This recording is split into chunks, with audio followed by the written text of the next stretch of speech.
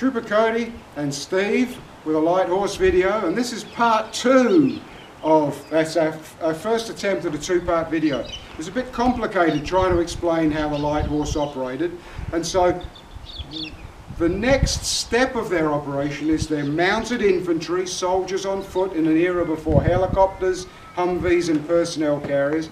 Fastest way to get foot soldiers to action was on horseback. When they got to the scene of the action, the officer in charge had to make a decision if he wanted 100% of his troops or if he only wanted 75% of his troops. If he only wanted 75% of his troops, he would stop near where the action was going to take place.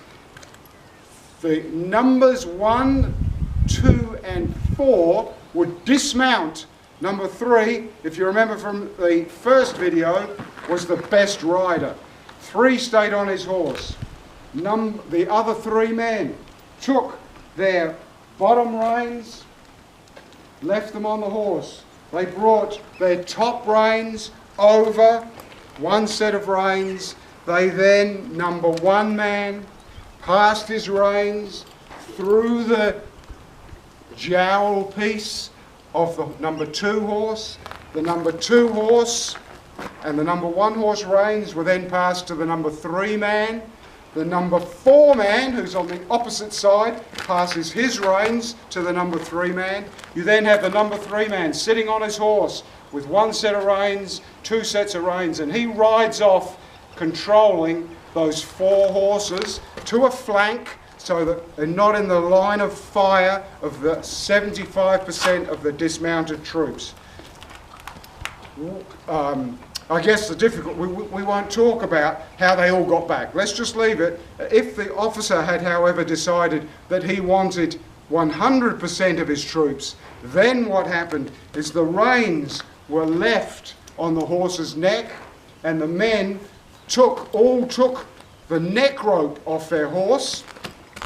Each man facing his horse passed the neck rope to the man on his right, who tied it to the jowl piece of his horse, and the next man did that, and the next man did that, and the next man did it.